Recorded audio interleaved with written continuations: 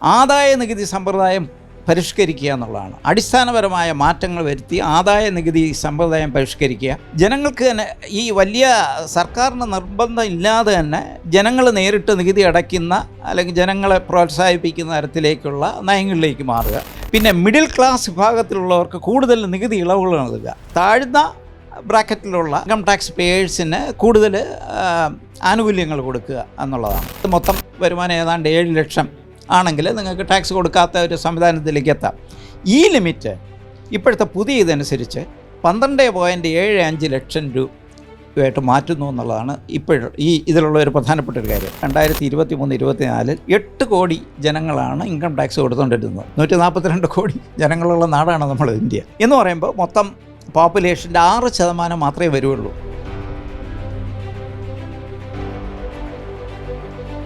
നമസ്കാരം. 2025-26 കേന്ദ്ര ബഡ്ജറ്റ് ധനമന്ത്രി നിർമ്മല സീതാരാമൻ അവതരിപ്പിച്ചിരിക്കുകയാണ്. എന്തായാലും ഈ ഒരു വിഷയവുമായി ബന്ധപ്പെട്ട് നമ്മളോട് പ്രതികരിക്കുന്നത് 5ാം ധനകാര്യ കമ്മീഷൻ അധ്യക്ഷനായിരുന്ന സാമ്പത്തിക വിദഗ്ധൻ കൂടിയായ BA പ്രകാശ് സാറാണ്. സാർ നമസ്കാരം. നമസ്കാരം. എങ്ങനെ ഈ കേന്ദ്ര ബഡ്ജറ്റിനെ ഇന്നത്തെ വിലയിരുത്തുന്നു? അതായത് ആദ്യം നമ്മൾ ഈ ബഡ്ജറ്റിനെ പറ്റി പറയുമ്പോൾ അതിൻ്റെ ഒരു കോണ്ടെക്സ്റ്റ് എന്താണ്, ഏത് കോണ്ടെക്സ്റ്റിലാണ് ബഡ്ജറ്റിൻ്റെ പ്രധാനപ്പെട്ട പ്രപ്പോസൽസ് എന്തായിരുന്നു, അത് ഇന്നത്തെ സാഹചര്യത്തിൽ എത്രത്തോളം നമുക്ക് ഇന്ത്യക്ക് ഗുണകരമാകും അല്ലെങ്കിൽ ജനങ്ങൾക്ക് ഗുണകരമാകും എന്നുള്ള ഒരു രീതിയിൽ ചില കാര്യങ്ങൾ പറയാമെന്ന് ഞാൻ വിചാരിക്കുന്നു. ഇതിലൊന്ന് ഒരു പ്രധാനപ്പെട്ട ഒരു കാര്യം, ഇപ്പോൾ ലോകത്തെ 5ാമത്തെ ഏറ്റവും വലിയ സാമ്പത്തിക ശക്തിയാണ് ഇന്ത്യ. അതൊരു വസ്തുതയാണ്. മാത്രമല്ല പല കാര്യങ്ങളിലും നമ്മൾ ലോകത്തിലൊരു പ്രധാനപ്പെട്ട ഒരു രാജ്യമാണ്. ഉദാഹരണം, രാജ്യങ്ങളുടെ ഏരിയയുടെ കണക്കെടുത്ത് കഴിഞ്ഞാൽ ഇന്ത്യ 7ാം സ്ഥാനത്താണ്. പിന്നെ ഏറ്റവും കൂടുതൽ വിദേശ കുടിയേറ്റക്കാരുള്ള രാജ്യം ഇന്ത്യയാണ്. 1.78 കോടി ആളുകളാണ് ഇന്ത്യക്കാരാണ് വിദേശ രാജ്യങ്ങളിൽ ജോലി ചെയ്യുന്ന ആളുകൾ. പിന്നെ ഇതിലേതാണ്ട് 53% ഗൾഫ് രാജ്യങ്ങളിലാണ് നമ്മുടെ കുടിയേറ്റക്കാർ എന്ന് പറയുമ്പോൾ അവിടെ ധാരാളം പണം, ഏറ്റവും കൂടുതൽ വിദേശ പണം ലോകത്ത് കിട്ടുന്ന രാജ്യം ഇന്ത്യയാണ്. അങ്ങനെ പിന്നെ അതോടൊപ്പം തന്നെ ഈ ലോകത്തെ ഏറ്റവും വലിയ സാമ്പത്തിക വളർച്ച 2021, 22, 23 ഏറ്റവും പ്രധാനപ്പെട്ട 10 സാമ്പത്തിക ശക്തികൾ ഏറ്റവും കൂടുതൽ സാമ്പത്തിക വളർച്ച ഉണ്ടായ രാജ്യം ഇന്ത്യയാണ്. World class digital public infrastructure മറ്റ് ഏത് രാജ്യത്തെക്കാളും കൂടുതലുള്ള ഒരു രാജ്യമാണ്. അപ്പോൾ ചുരുക്കത്തിൽ പല നില എടുത്തു നോക്കിയാലും ഇന്ത്യ ഒരു എമർജിങ് എക്കോണമിയാണ്, ഒരു മേജർ പവറാണ് എന്നുള്ളതിനകത്ത് യാതൊരു സംശയമില്ല. കോവിഡ് മഹാമാരി മൂലം 2020 ശേഷം ലോകത്ത് തന്നെ ഏറ്റവും വലിയ സാമ്പത്തിക തകർച്ച ഉണ്ടായി. ലോകക്രമത്തിൽ വലിയൊരു മാറ്റം വന്നു. അതോടൊപ്പം അതിനെ തുടർന്ന് യുക്രൈൻ യുദ്ധം വന്നപ്പോൾ വീണ്ടും 2022 വീണ്ടും വലിയ ലോകത്ത് വളരെ മോശപ്പെട്ടൊരു അന്തരീക്ഷം ഉണ്ടായി. ലോകം 2 ബ്ലോക്കായിട്ട് തിരിഞ്ഞു. അങ്ങനെ അത് പക്ഷേ ഈ മാറ്റങ്ങളൊക്കെ ഉണ്ടായെങ്കിലും അത് ഇന്ത്യക്ക് വലിയ ദോഷകരമായിട്ട് അത് ഉണ്ടായില്ല എന്നുള്ളതാണ് ഒരു പ്രധാനപ്പെട്ട ഒരു കാര്യം. മറ്റു ഒരുപാട് രാജ്യങ്ങളിൽ വലിയ പ്രശ്നങ്ങളുണ്ടാക്കി. പക്ഷേ ഇന്ത്യയിൽ ഈ തരത്തിലുള്ള വലിയ മാറ്റങ്ങൾ, വലിയൊരു തകർച്ച ഇന്ത്യയിൽ ഉണ്ടായില്ല. അത് പിടിച്ചു നിൽക്കാനായിട്ടുള്ളൊരു കഴിവുണ്ടായിരുന്നു. ഇതാണ് ഇന്ത്യയുടെ ഒരു കോണ്ടെക്സ്റ്റ് നമ്മൾ ഇന്ത്യയെ പറ്റി ചിന്തിക്കുമ്പോൾ.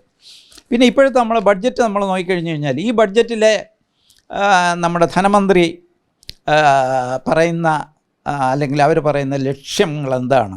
ഈ വർഷം ഇന്ത്യയുടെ സാമ്പത്തിക വളർച്ചയിൽ ഒരു ചെറിയൊരു വളർച്ച റേറ്റ് ഗ്രോത്തിലൊരു ചെറിയൊരു കുറവുണ്ടായിരിക്കുന്നു, ഒരു ചെറിയ ഇടവ് വന്നിരിക്കുന്നു. അപ്പോൾ അതിനെ അഡ്രസ്സ് ചെയ്യുക എന്നുള്ള ഒരു പ്രധാനപ്പെട്ട ഒരു കാര്യമാണ്.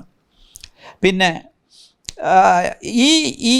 അപ്പോൾ നമ്മൾ കഴിഞ്ഞ വർഷം വരെ നല്ല ഉയർന്ന നിലയിൽ നിൽക്കുകയായിരുന്നു. ഈ വർഷം മൊത്തത്തിലുള്ള ഒരുപാട് പ്രശ്നങ്ങൾ മൂലം ഇന്ത്യയിൽ വളർച്ചാ നിരക്ക് കുറഞ്ഞ് ഏതാണ്ട് 6% ഇപ്പോൾ നിൽക്കുകയാണ്. അപ്പോൾ ഈ സാഹചര്യത്തിൽ ഈ സമ്പദ്ഘടനയെയും ജനങ്ങളെയും വികസിത ഭാരത് ആണ് സർക്കാരിൻ്റെ നയം. വികസിത് ഭാരത് നേടുകയാണ് ലക്ഷ്യം. എന്താണ് ഈ വികസിത് ഭാരത്? ദാരിദ്ര്യം ഇല്ലാതാക്കുക, 100% കുട്ടികളെ സ്കൂളിൽ പഠിക്കാനായിട്ടുള്ള അവസരം സൃഷ്ടിക്കുക, മെച്ചമായ ആരോഗ്യ ജീവിത നിലവാരം ജനങ്ങൾക്ക് നേടിക്കൊടുക്കുക, മെച്ചമായ തൊഴിൽ നേടിക്കൊടുക്കുക, സ്ത്രീകൾക്ക് മെച്ചമായ തൊഴിൽ കൊടുക്കുക, കൂടുതൽ തൊഴിലവസരങ്ങൾ വർദ്ധിപ്പിക്കുക, കർഷകരുടെ വരുമാനവും ജീവിത നിലവാരവും വർദ്ധിപ്പിക്കുക. അങ്ങനെ മൊത്തത്തിൽ ദരിദ്ര ജനവിഭാഗങ്ങളെയും താഴ്ന്ന ജനവിഭാഗങ്ങളുടെയും ജീവിതം വളരെ മെച്ചപ്പെടുത്താനായിട്ടുള്ള കാര്യപരിപാടികൾ, അതിന് എൻജിൻ ഓഫ് ഗ്രോത്ത് എന്നാണ് ബഡ്ജറ്റിൽ ധനമന്ത്രി ഉപയോഗിച്ചിരിക്കുന്നത്. അത് നടപ്പിലാക്കുക എന്നുള്ളതാണ് ഇതിൻ്റെ ലക്ഷ്യം. എന്തൊക്കെയാണ് ഇതിൽ 6 എൻജിൻ ഓഫ് ഗ്രോത്ത് ആണ് ഈ ബഡ്ജറ്റിൽ പ്രഖ്യാപിച്ചിരിക്കുന്ന ലക്ഷ്യങ്ങൾ. കാർഷിക മേഖലയിൽ വികസനം നേടുക, അപ്പോൾ കർഷകരുടെ വരുമാനം വർദ്ധിപ്പിക്കുക, അത് കൂടുതൽ തൊഴിലവസരങ്ങൾ ഉണ്ടാക്കുക, മെച്ചമായിട്ടുള്ള ജീവിത സാഹചര്യങ്ങൾ ഉണ്ടാക്കുക. ചെറുകിട നാമമാത്ര വ്യവസായങ്ങളെ വികസിപ്പിക്കുക, മൈക്രോ സ്മോൾ മീഡിയം എൻ്റർപ്രൈസസ്. അത് നമ്മുടെ രാജ്യത്തൊരു പ്രധാനപ്പെട്ട ഒരു ഘടകമാണ്. വലിയ വ്യവസായങ്ങൾ മാത്രമല്ല, പിന്നെ ലക്ഷക്കണക്കിന് ചെറുകിട മൈക്രോ സ്മോൾ മീഡിയം എൻ്റർപ്രൈസസ്, ചെറുകിട വ്യവസായ നാമമാത്ര വ്യവസായങ്ങൾ അവരെ ഡെവലപ്പ് ചെയ്യുക. നിക്ഷേപം വർദ്ധിപ്പിക്കുക, എല്ലാ മേഖലയിലും നിക്ഷേപം വർദ്ധിപ്പിക്കുക. നിക്ഷേപം ഉണ്ടെങ്കിൽ മാത്രമേ നമുക്ക് ഉൽപ്പാദനം ഉണ്ടാക്കാനൊക്കെ. ഒരു ഉൽപ്പാദനം നടത്തണമെങ്കിൽ നിക്ഷേപം വേണം.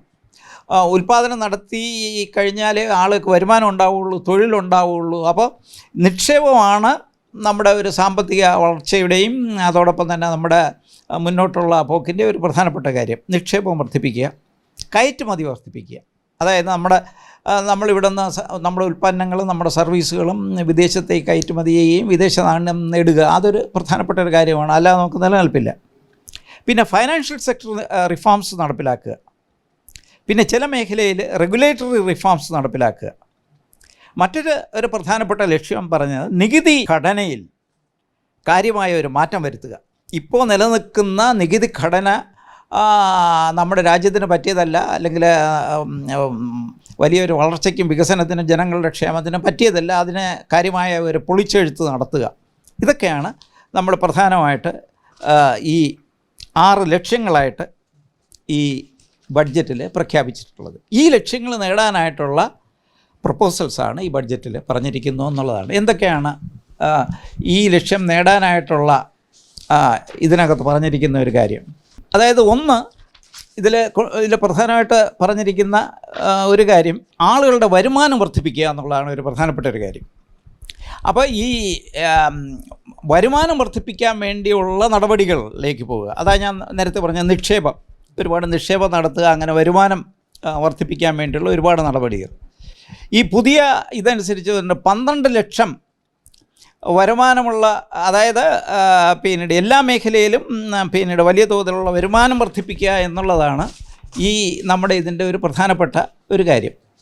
പിന്നെ അതിൽ ഒരു കാര്യം വരുന്നത് എന്താണെന്നറിയാം, ഒരു പുതിയ ഇൻകം ടാക്സ് ബില്ല് കൊണ്ടുവരാൻ ഉദ്ദേശിക്കുന്നു. ബഡ്ജറ്റ് കഴിഞ്ഞ ശേഷം ഒരു വളരെ വിശദമായിട്ടുള്ള ഒരു പുതിയ ഇൻകം ടാക്സ് ബില്ല് ഗവൺമെൻറ് കൊണ്ടുവരാൻ ഉദ്ദേശിക്കുന്നു. ആ ബില്ല് വരുമ്പോഴേ നമുക്ക് ആ മേഖലയിൽ എന്തൊക്കെയാണ് കൂടുതൽ നടപടികളിലേക്ക് വരുന്നു എന്നുള്ളത് അറിയാൻ കഴിയുള്ളൂ. അവിടെ അതുപോലെ തന്നെ ഈ ആദായ നികുതിയിൽ ഒരുപാട് പരിഷ്കാരം വരുത്തുക. അതായത് വ്യക്തിഗത ഇൻകം ടാക്സ് 2 തരത്തിലുണ്ട്. ഒന്ന് വ്യക്തിഗത ഇൻകം ടാക്സ്, മറ്റ് കമ്പനികളൊക്കെ കൊടുക്കുന്ന കോർപ്പറേറ്റ് ടാക്സ്. അപ്പോൾ ഇതിലുള്ള മാറ്റങ്ങൾ വരുത്തുക. അതോടൊപ്പം തന്നെ tax deduction at source, TDS എന്ന് നമ്മൾ, ടാക്സ് ഡിഡക്റ്റഡ് ഫ്രം പേയ്മെൻറ്റ്സ്. അതുപോലെ തന്നെ TCS, tax collected from sellers. ഇതിലൊക്കെ കാലാനുസരണമായ മാറ്റങ്ങൾ വരുത്തുക. ആദായ നികുതി സമ്പ്രദായം പരിഷ്കരിക്കുക എന്നുള്ളതാണ്. അടിസ്ഥാനപരമായ മാറ്റങ്ങൾ വരുത്തി ആദായ നികുതി സമ്പ്രദായം പരിഷ്കരിക്കുക. ജനങ്ങൾക്ക് തന്നെ ഈ വലിയ സർക്കാരിന് നിർബന്ധം ഇല്ലാതെ തന്നെ ജനങ്ങൾ നേരിട്ട് നികുതി അടയ്ക്കുന്ന, അല്ലെങ്കിൽ ജനങ്ങളെ പ്രോത്സാഹിപ്പിക്കുന്ന തരത്തിലേക്കുള്ള നയങ്ങളിലേക്ക് മാറുക. അല്ലാതെ ഈ വലിയ ബലം പ്രയോഗിച്ച് നടപ്പിലാക്കുന്നതിനേക്കാളും ജനങ്ങളെ എൻകറേജ് ചെയ്ത് കൊണ്ടുവരിക. അങ്ങനെയാണിപ്പോൾ ഇത് വന്നുകൊണ്ടിരിക്കുന്നത്. പിന്നെ മിഡിൽ ക്ലാസ് വിഭാഗത്തിലുള്ളവർക്ക് കൂടുതൽ നികുതി ഇളവുകൾ നൽകുക. അതായത് ഇപ്പോൾ നമ്മുടെ ഇൻകം ടാക്സ് വളരെ ഹൈ ഇൻകം ടാക്സ് കൊടുക്കുന്നവരുണ്ട്, ഇടത്തരം കൊടുക്കുന്നവരുണ്ട്, വളരെ കുറഞ്ഞ ഇത് കൊടുക്കുന്നുണ്ട്. അപ്പോൾ ഈ താഴ്ന്ന ബ്രാക്കറ്റിലുള്ള അല്ലെങ്കിൽ ഉള്ള ഇൻകം ടാക്സ് പേയേഴ്സിന് കൂടുതൽ ആനുകൂല്യങ്ങൾ കൊടുക്കുക എന്നുള്ളതാണ്. പിന്നെ ഈ 2023 നടപ്പിലാക്കിയ ഇൻകം ടാക്സ് അനുസരിച്ച് ഈ ചില വിഭാഗങ്ങൾക്ക് 7 ലക്ഷം വരെ ഉള്ള വിഭാഗങ്ങൾക്ക് ടാക്സ് കൊടുക്കാത്തൊരു സംവിധാനം ഇപ്പോൾ നിലനിൽപ്പുണ്ട് 2023 പ്രഖ്യാപിച്ചതനുസരിച്ച്.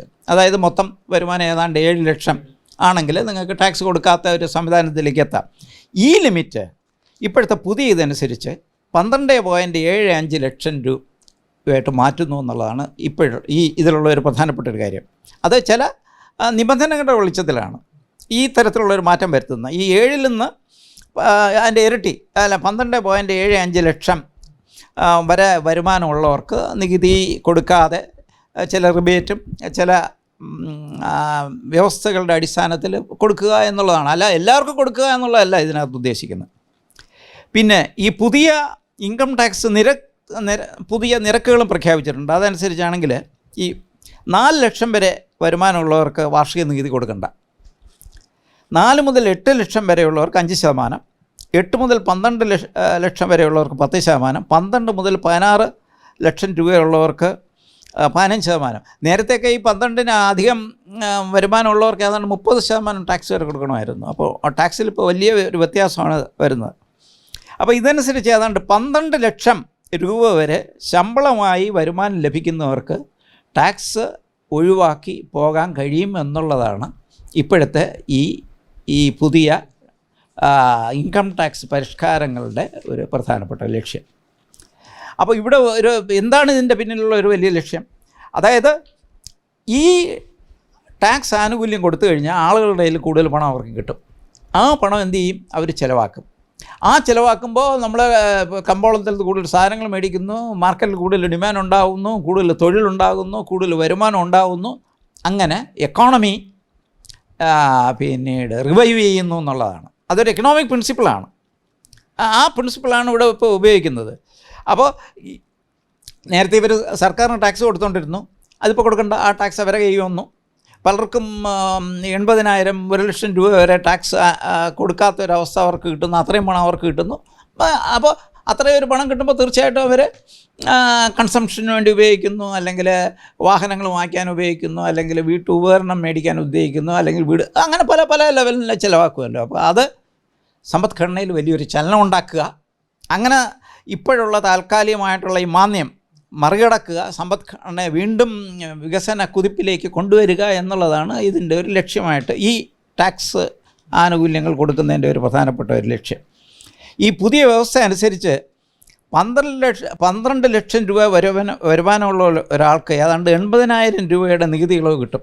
അപ്പോൾ നിങ്ങൾ നേരത്തെ 80,000 രൂപ ടാക്സ് കൊടുത്തുകൊണ്ടിരുന്നതാണ്, അതിപ്പോൾ 80,000 രൂപ നിങ്ങളുടെ കയ്യിൽ കിട്ടും എന്ന് പറയുമ്പോൾ അത് നിങ്ങൾക്ക് ചിലവാക്കാമല്ലോ. സാധാരണ ഇതിൽ മനുഷ്യൻ്റെ രീതി അനുസരിച്ച് ഈ ഒരു ഇത് കിട്ടുമ്പോൾ അവൻ ചിലവാക്കുക തന്നെ ചെയ്യും. ചില ആളുകൾ മാത്രമേ അത് സേവ് ചെയ്ത് ഉള്ളൂ, ബാക്കി ബഹുഭൂരിപക്ഷം അല്ല ഒരു 90% ആളുകൾ അത് ചിലവാക്കും. അങ്ങനെ വലിയൊരു വ്യത്യാസം വരുന്നു എന്നുള്ളതാണ്. ഇങ്ങനെ ഈ സാഹചര്യത്തിൽ ഇതാണ് നമ്മൾ ഈ ബഡ്ജറ്റിൻ്റെ ഒരു പ്രധാനപ്പെട്ട ഒരു അജണ്ട അല്ലെങ്കിൽ ഒരു ലക്ഷ്യമായിട്ട് പ്രഖ്യാപിച്ചിരിക്കുന്നത്. പക്ഷേ ഇവിടെ നമ്മൾ കാണാത്ത ഒരു പ്രധാനപ്പെട്ട ഒരു കാര്യമുണ്ട്. ഈ ഇൻകം ടാക്സ് കൊടുക്കുന്ന ആളുകളെന്ന് പറഞ്ഞു കഴിഞ്ഞാൽ നമ്മളിപ്പോൾ എടുത്ത ഒരു കണക്കനുസരിച്ച്, അതായത് പാർലമെൻറ്റിൽ പറഞ്ഞ ഒരു കണക്കനുസരിച്ച് 2023-24 8 കോടി ജനങ്ങളാണ് ഇൻകം ടാക്സ് കൊടുത്തുകൊണ്ടിരുന്നത്. 142 കോടി ജനങ്ങളുള്ള നാടാണ് നമ്മൾ ഇന്ത്യ. അപ്പോൾ 8 കോടി ജനങ്ങളാണ് നമ്മൾ ടാക്സ് കൊടുത്തിരുന്നത് എന്ന് പറയുമ്പോൾ മൊത്തം പോപ്പുലേഷൻ്റെ 6% മാത്രമേ വരുള്ളൂ. മൊത്തം ജനതയുടെ ഏതാണ്ട് 6-7% മാത്രം വരുള്ളൂ ഇപ്പോൾ ഇൻകം ടാക്സ് കൊടുക്കുന്ന ആളുകൾ. ബാക്കിയുള്ളവരൊക്കെ ഗ്രാമപ്രദേശങ്ങളിൽ താമസിക്കുന്ന ആളുകളും തീരെ വരുമാനമില്ലാത്ത ആളുകളും വളരെ അപ്പോൾ അങ്ങനെ ഒരു വലിയൊരു വിഭാഗം ആളുകളുണ്ട് നമ്മുടെ നാട്ടിലെന്നുള്ളതാണ്. അപ്പോൾ ഈ ഇൻകം ടാക്സിനെ നമ്മളിപ്പോൾ ധനമന്ത്രി കാണുന്നത് എന്താണ്? അവർ ഇടത്തരക്കാരാണ്. അവർ ശരിക്കും ഇടത്തരക്കാരല്ല ഇന്ത്യൻ രീതി അനുസരിച്ച്. ഇടത്തരക്കാളും കുറച്ചുകൂടെ മുകളിലുള്ള ആളുകളാണ്. അതേ സമയത്ത് ഈ ഇടത്തരക്കാരും അതിനേക്കാളും വളരെ താഴ്ന്ന വലിയൊരു വിഭാഗം ആളുകൾ നമ്മുടെ ഇന്ത്യയിലുണ്ട് എന്നുള്ളത് ആണ് യാഥാർത്ഥ്യം. അപ്പോൾ അതിലേക്ക് കൂടുതൽ അഡ്രസ്സ് ചെയ്തിട്ടില്ല എന്നുള്ളതാണ് ഈ ബഡ്ജറ്റിൻ്റെ ഒരു പ്രധാന ന്യൂനതയായിട്ട് ഞാൻ കാണുന്നത്. അതായത് ഇന്ത്യ പോലുള്ള വലിയ രാജ്യത്ത് 8 കോടി പേര് മാത്രമാണ്, 142 കോടി ഉള്ളിടത്ത് 8 കോടി മാത്രമാണുള്ളത് എന്ന് പറയുമ്പോൾ അവർ ഉയർന്ന വരുമാനക്കാരാണ്. അപ്പോൾ ഈ വലിയൊരു വിഭാഗം ആളുകൾ ഇന്ത്യയിൽ, പ്രത്യേകിച്ച് ഈ നമ്മളിപ്പോൾ ഗ്രാമപ്രദേശങ്ങളിൽ താമസിക്കുന്ന ആളുകൾ, വളരെ മോശമായിട്ടുള്ള അല്ലെങ്കിൽ വളരെ പിന്നീട് വരുമാനം ഇല്ലാത്ത ആളുകളുണ്ട്. അപ്പോൾ അവരെയും അഡ്രസ്സ് ചെയ്യണമെന്ന് ബഡ്ജറ്റ് പറയുന്നുവെങ്കിലും അവരെ ഇങ്ങനെ മുന്നോട്ട് കൊണ്ടുപോകാനായിട്ടുള്ള വലിയ കാര്യമായിട്ടുള്ള ഒരു പരിപാടികൾ അല്ലെങ്കിൽ പദ്ധതികൾ അല്ലെങ്കിൽ അതിൻ്റെ നയങ്ങൾ ഒന്നും ഇതിനകത്ത് കാര്യമായിട്ട് ഞാൻ കണ്ടില്ല എന്നുള്ളതാണ് ഈ ബഡ്ജറ്റിൻ്റെ ഒരു ന്യൂനതയായിട്ട് ഞാൻ കാണുന്നത്. ഇപ്പോൾ ഉദാഹരണത്തിന്, ഇപ്പോൾ ഇന്ത്യയിലുള്ള മൊത്തം ആളുകളുടെ 2011 സെൻസസ് അനുസരിച്ചാണെങ്കിൽ 69% ഗ്രാമപ്രദേശങ്ങളിലാണ് താമസിക്കുന്നത്. 69%. നഗരപ്രദേശങ്ങളിൽ താമസിക്കുന്നവർ 31% ഉള്ളൂ. പ്രത്യേകിച്ച് നഗരവും ഗ്രാമവും തമ്മിലുള്ള ഒരു വ്യത്യാസം എന്താണ്? നഗരപ്രദേശങ്ങളിലാണ് കൂടുതൽ തൊഴിലവസരങ്ങളുള്ളത്, കൂടുതൽ ആക്ടിവിറ്റി ഉള്ളത്, കൂടുതൽ വരുമാനമുള്ളത്, കൂടുതൽ സർവീസ് സെക്ടർ ഉള്ളത്. അതുകൊണ്ടാണ് ആളുകളെല്ലാം നഗരത്തിലേക്ക് പോകുന്നത്. ഒരുപാട് അവസരങ്ങൾ. ഗ്രാമമാണെങ്കിൽ ഒന്നുമില്ല. അവിടെ താമസിക്കാൻ പറ്റിയ നല്ല റോഡില്ല, അല്ലെങ്കിൽ കുടിവെള്ളമില്ല, ഇലക്ട്രിസിറ്റി ഇല്ല, ആശുപത്രി ഇല്ല, സ്കൂളില്ല, ഒന്നുമില്ല. കുറേ കൃഷിയും വളരെ സാമ്പത്തികമായിട്ട് വളരെ പിന്നോക്കം നിൽക്കുന്ന ആളുകളും അടങ്ങുന്നതാണ് നമ്മുടെ ഇന്ത്യയിലെ ഗ്രാമപ്രദേശം. അപ്പോൾ അവിടെയുള്ള ഈ വലിയ വിഭാഗം ആളുകളുടെ അഡ്രസ്സ് ചെയ്യുന്ന വലിയ പരിപാടികൾ നമ്മൾ ഇതിനകത്ത് ഈ ബഡ്ജറ്റിൽ വന്നിട്ടില്ല എന്നുള്ളതാണ്. ഇപ്പോൾ ഒരു കണക്കെടുക്കൂ. ഇപ്പോൾ 2011-12 ഇന്ത്യയിലുള്ള ഗ്രാമപ്രദേശങ്ങളിലുള്ള ഏതാണ്ട് 25% ദാരിദ്ര്യരേഖയ്ക്ക് താഴെയാണെന്നാണ് അന്ന് പിന്നീട് പ്ലാനിംഗ് കമ്മീഷൻ നടത്തിയ ഒരു പഠനത്തിൽ കാണുന്നത്. അതിനുശേഷം അതിന് സമാനമായിട്ട് എത്ര പേരാണ് ദാരിദ്ര്യരേഖയ്ക്ക് ഇപ്പോൾ ഉള്ളതെന്നുള്ളൊരു കണക്ക് നമ്മളില്ല. ഇതാണ് ഏറ്റവും ഒടുവിലത്തെ ഒരു കണക്ക്. 2011-12 ഒരു കണക്കനുസരിച്ച് 4/1 റൂറൽ പോപ്പുലേഷൻ്റെ 4/1. അതേസമയത്ത് അർബൻ ഏരിയയിൽ മൊത്തം ആളുകളുടെ ഏതാണ്ട് 14% പേരേ ഉള്ളൂ ദരിദ്രർ. അപ്പോൾ ഈ ദരിദ്രർ എവിടെ നിൽക്കുന്നു? ഈ റൂറൽ ഏരിയയിലാണ്. അപ്പോൾ അവരുടെ അതുപോലെ പിന്നെ അവിടെയുള്ള സൗകര്യങ്ങൾ. പിന്നെ വേറൊരു കണക്ക് എടുത്തു നോക്കും. ഇപ്പോൾ ഈ അടുത്ത കാലത്ത് തന്നെ ഈ ലേബർ ഡിപ്പാർട്ട്മെൻറ്റിൻ്റെ ഒരു കണക്കുണ്ട്. റൂറൽ ഏരിയയിൽ താമസിക്കുന്ന ആളുകളിൽ 53% ആളുകൾ സെൽഫ് എംപ്ലോയിഡാണ്. അല്ലല്ല, സെൽഫ് എംപ്ലോയിഡ് എന്ന് പറഞ്ഞാൽ കാർഷിക മേഖലയിൽ സ്വന്തമായിട്ട് ജോലി ചെയ്യുക. പിന്നെ കാർഷിക മേഖലയിലും മറ്റ് ഗ്രാമപ്രദേശങ്ങളിലും സ്വന്തമായിട്ട് ജോലി ചെയ്യുക, അല്ലെങ്കിൽ കാഷ്വൽ സ്വന്തമായിട്ടുള്ള വരുമാനം. നിങ്ങൾ ചെറിയൊരു കൃഷി നടത്തുന്നു, ചെറിയ കച്ചവടം നടത്തുന്നു, അല്ലെങ്കിൽ എന്തെങ്കിലും അതേ ഉള്ളൂ. അല്ലാതെ അവർക്ക് അതിൽ നിന്നൊന്നും വലിയ കാര്യമായിട്ടുള്ള വരുമാനം കിട്ടില്ല. ഇതാണ് അവിടുത്തെ സ്ഥിതി. അതായത് ഈ ഗ്രാമപ്രദേശങ്ങളിൽ ഉള്ള ആളുകൾ സ്വയം തൊഴിൽ ചെയ്ത് ജീവിക്കുന്നു എന്നുള്ളതാണ്. പിന്നെ റെഗുലറായിട്ടുള്ള എന്തെങ്കിലും ചെറിയ റെഗുലറായിട്ട് ജോലി കിട്ടുന്ന 14% പേരേ ഉള്ളൂ. അപ്പോൾ ഈ ഗ്രാമപ്രദേശ തീരെ വരുമാനമില്ല, ദാരിദ്ര്യം വളരെ കൂടുതലാണ്. അങ്ങനെ വളരെ മോശപ്പെട്ട ഒരു സാഹചര്യത്തിലാണ് അവരവിടെ കഴിയുന്നത്.